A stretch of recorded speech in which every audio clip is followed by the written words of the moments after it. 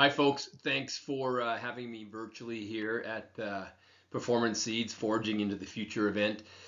Vern and I have been talking about a few different projects recently, and I wanted to bring you something as him and I discussed about what could drought resilience look like through a regenerative agriculture lens, and can integrating cattle really work in cropland?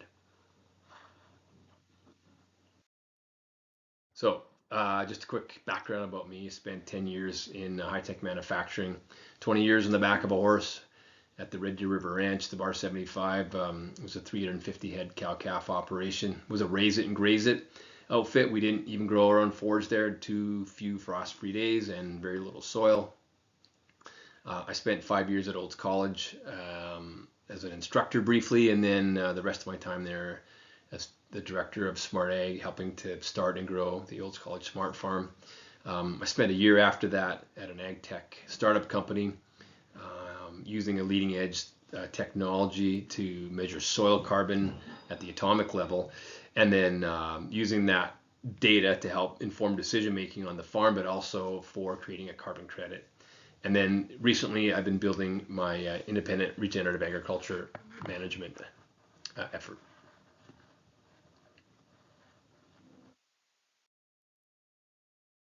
One of the things I've done lately is I have joined in with a group called Understanding Ag. It's a global regenerative agriculture consulting firm.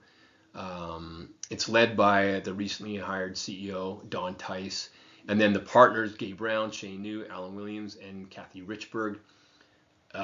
They're the partners that started the firm, and then they've now attracted 23 different consultants across North America who provide consultation on 40 million acres of farm and ranch land. So, what's the mission of Understanding Ag? Is to use the passion and experience to educate farmers, ranchers, and communities in applying time-tested ecological principles to regenerate our living ecosystems and therefore restoring the health of all. So regenerative ag, I get asked often, and I hear, well, what is regenerative ag? Is it an ideology? Is it a religion? And actually, no. It's farming and ranching in synchrony with nature and the four ecosystem processes to repair, rebuild, revitalize, and restore ecosystem function, starting with the life in the soil and then expanding to all life above the soil. So one really important thing is challenging ourselves about changing our thinking, our paradigms, and then our practices. And how do we do all that and still stay on common ground? And so I like to look at the different parts of primary production along some continuums. So conventional agriculture, organic, sustainable, and regenerative. There's either economic resilience or dependence, and there's either depleted soil health or improved soil health. I look at conventional, and I know some of these things are provocative, but I want to push your thinking a little bit. I know that we've done a great job in the last 70 years about increasing yield. We've done things like zero till or low till. There's been a lot of other innovations that have helped to drive yield and help our businesses, but it's been reliant on high chemical inputs, a lot of other synthetics used. It's led to compaction and salinity and pH issues, depletion of soil health, extracting carbon out of the soil, basically, that was put in there previous to us showing up and using conventional farming practices, and it reduces the nutritional value of food. Organic tends to be an avoidance of chemical inputs, but it relies highly on tillage. It might increase the nutritional value of food, but on these two continuums, it's still depleting soil health and it's still dependent on other programs. Sustainable ag, one of my least favorite terms. Why would we want to leave something the way it is, especially given the fact that the measured soil health in especially North America, and I would say globally, has depleted. It's sustainable ag is dependent on programs. It's still yield focused, and it's really only just sustaining what is the current state. We can do better. And regenerative is a way to focus on profit versus yield, to build functional soil health, and to improve the nutrient density of food while strengthening communities. And that's where the common ground can be built on around that profitability, creating better soil health, and improving the nutrient density of food. And so understanding ag has this framework, the 6 principles of soil health, the 3 rules of adaptive stewardship, and the 4 ecosystem processes, the 6-3-4. So let's look at that just in a little bit of detail. First of all, the 6 principles of soil health are knowing your context. So where are you located? What's your soil type? What's the weather? What's the market? We don't grow cotton very well in Alberta, so that wouldn't fit within our context, but we can grow small grains, oilseed, forages, cattle, pigs, chickens, dairy. So we need to know our context, and we need to grow within that. The second principle is don't disturb the soil. In nature, there's no mechanical or chemical disturbance. We have to replicate that if we want to achieve a regenerative system. We need to cover and build surface armor on the soil. That's the skin. It's the soil skin, and we have to protect that.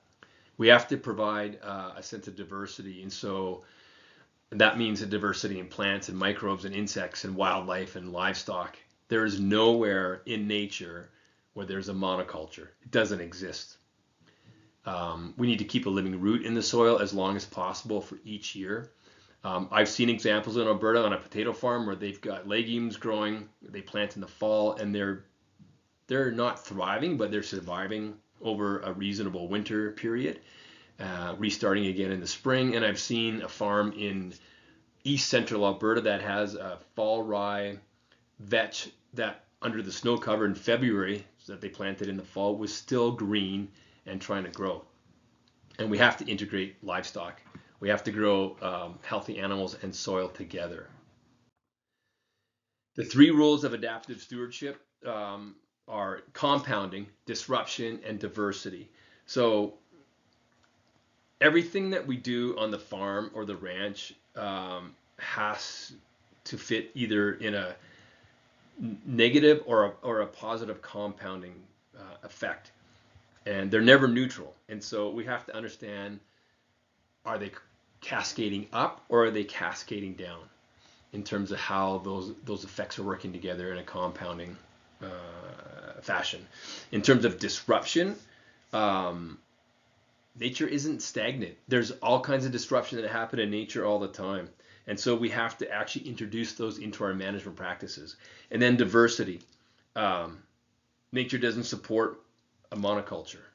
And so in terms of a rule of adaptive stewardship, like an active thing, we have to create diversity within our system. Farming is a system of systems, and regenerative agriculture is a nature-based system. And then the 4 ecosystem processes, those include energy flow, which is one direction. We capture sunlight with plants through photosynthesis, turn it into liquid carbon in the ground that creates root exudates, that feeds microbes that proliferate, then they die, and they become a microbial necromass, and that's how we get carbon in the soil. But we have to manage that energy flow so we have high photosynthetic capture. And as soon as we don't have a live root and a live plant leaf, then we have photosynthetic leakage, and we lose that opportunity. The water cycle, it actually works in 2 directions. It is about capturing every drop of rain where it falls, but then once it's in the soil, how do we create better water use efficiency in the soil? And this is one of the things we want to talk about in terms of drought resiliency. The mineral cycle. The mineral cycle has basically 3 phases around moving minerals from below to above the soil surface, placing those minerals on the soil surface, and then moving minerals from above the soil surface back into the soil. The carbon cycle is a part of the mineral cycle. I actually almost think the carbon cycle is its own, but it does fit within the mineral cycle. And then creating diversity. We have to find ways to ensure that we have created a sense of or a measured diversity in terms of what's going on in the soil. So having a healthy community dynamic. The greater the diversity that we have in our ecosystem, the better everything functions. That includes plants and insects and birds and other wildlife species. And so this is an example of cattle livestock integration in what could be a crop field, either as a part of a rotation, or we can achieve some reasonable fall grazing on cover crops. But what we're trying to do is create a biomimicry. We want to mimic the way that biology and nature works. And so these are examples of what that can look like. What I want to show you is an example, an actual example. So I planted a crop cocktail when I was at Olds College. This was a little 18 acre, was canola the year before. I planted the Union Forage's Ultimate Annual Blend. So Performance Seed has similar blends to this, but what was in here was Crimson Clover, Crusader Ryegrass, a Graze of Forage Radish, a Hairy Vetch, a Hunter Leaf Turnip, a Winifred Goliath, field peas, oats, and some volunteer canola. And this is what 86 cow-calf pairs look like on 0.35 of an acre. So a third of an acre, mother cows with their calves for 48 hours. This is with no synthetic fertilizer, no herbicide, no fungicide, no pesticide, like nothing. This is what I want you to notice in terms of the value of livestock impact or trampling. There's a huge measurable value to increasing your functional soil health and biology by getting the residue trampled onto the ground, along with the manure, along with urine, along with hair coat, saliva. You don't see, a lot of, large cow pats there because they've actually been trampled along with the residue into the soil. This is exactly what you want it to look like with real effective trampling and livestock integration.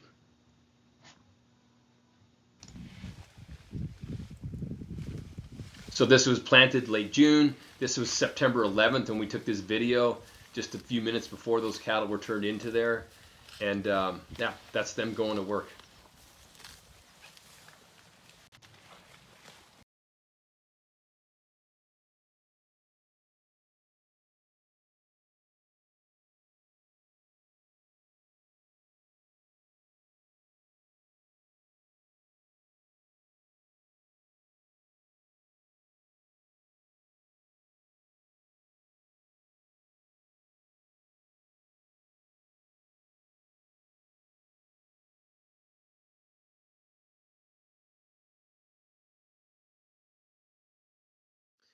So what we want to achieve is not, rotational grazing or some kind of form of that. We really want to create adaptive multi-paddock grazing.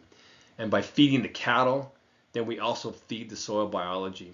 It's actually more about managing the soil than it is just about managing the cattle.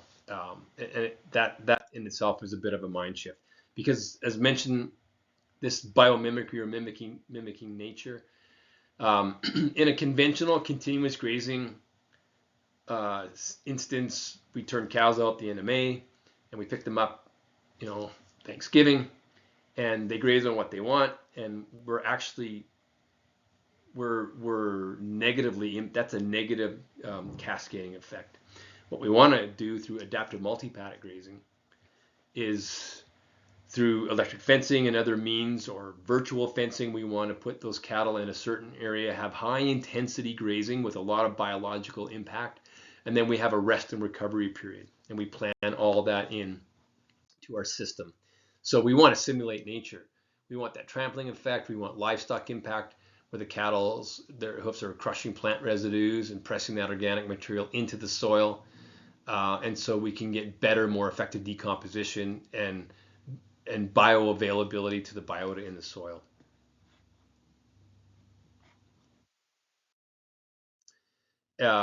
And so we do want to create animal impact, whether it's in the fall or winter, with residue grazing, like off-season grazing, bale grazing, or active season grazing. This is an example of chickens, which are at the BDA farm. I've been there. They graze cattle, then they graze chickens, then they graze either sheep or pigs after that. and then they market all that product as grass finished protein.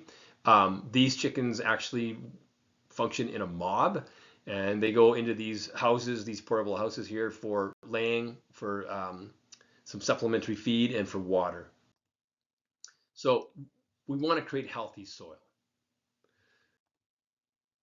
And by adding soil organic matter or soil organic carbon at a 1% rate, that means an extra 25,000 gallons of water is available on every acre of land, in addition to what may be already there. So this is, in terms of a drought resilience strategy, this is highly important that we figure out how to increase soil organic matter, because 25,000 gallons is a lot of water.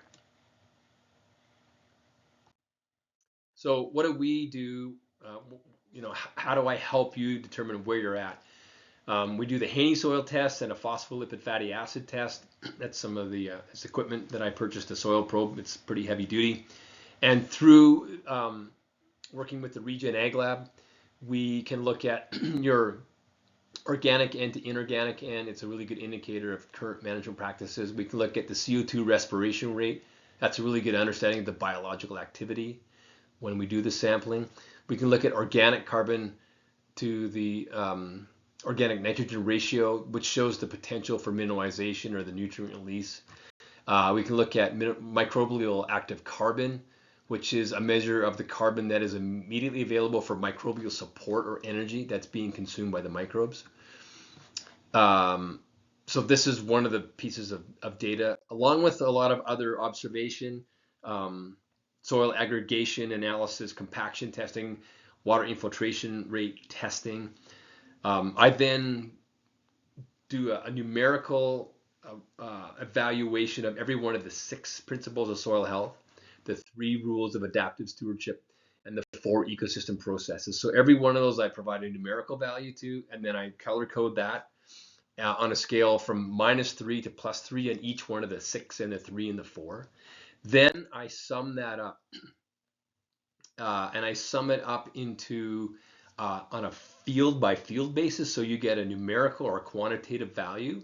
I call it my infinitely regenerative comprehensive score for the field, and then I sum all of those fields together and can look at your whole farm or ranch, and then you get a numerical value. The worst score you can get is a -45, and the best you can get is a +45, and then that's all color coded and tied to on Google Earth Pro, and then I can map out your whole farm or ranch, so you get that number value, and then you also get a visual that you can see what your baseline is or how you're making improvements based on practice changes.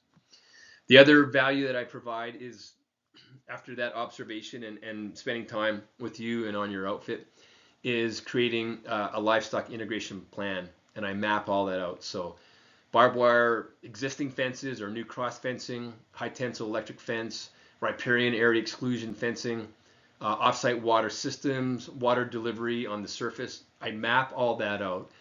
And that work then leads into helping you apply for the Resilient Agricultural Landscape Program. So it's an Alberta agriculture program that lets you be eligible for $150,000 of grant money cash. Half you get up front and the other half you get at the end of 3 years. It's a per acre fee. It's based on the project size. And what I do is, after I do all the analysis work, there's a fee for that. Then I spend, it's a lot of time. Like, I've done a few of these already, and it's a bit of a beast. So I charge 10% of the total grant amount that you are rewarded, but then you can cover up to $2,000 for each best management practice for accredited technical support. And those BMPs include things like rotational grazing or tame pastures. So there's an offsite water system from Sundog Solar. Adding legumes to existing forage stands is another BMP. Riparian area exclusion fencing, which I talked about briefly. Some folks are looking at converting cropland back to native forages or tame forages or intercropping. So those are all eligible BMPs that you can then claim that $2,000 from the program as well. This is a quick look. I think it's a 9-page application, but they require you to configure the data in a number of different ways, and You have to have all that original analysis done to help basically inform what the grant is for. So that's all the work that I do for you. I basically give you that form after I've filled it out, done the work. You do the submission, and then you work directly with the folks at the Resilient Ag Landscape Program. And then I can also build fence for you. So I want to make sure it gets done right. So I can use some of that same equipment along with the folks at Gallagher and build you a high-performing, highly functional electric fence. This fence that I just built in December, that's 11,000 volts or 11 kilovolts. It was the hottest fence I've ever built or worked with. And so that gives you the infrastructure you need to integrate the livestock into your cropping enterprise, that it lets you build functional soil health and improve your water use efficiency and drought resiliency. So thanks very much for your time. You can reach out to me, connect to me through Vern. You can find me on LinkedIn, or you can go to my website, regenerativeag.ca, and we can talk more. I can answer your questions and help to get you where you want to be in terms of improving your drought resiliency through livestock integration.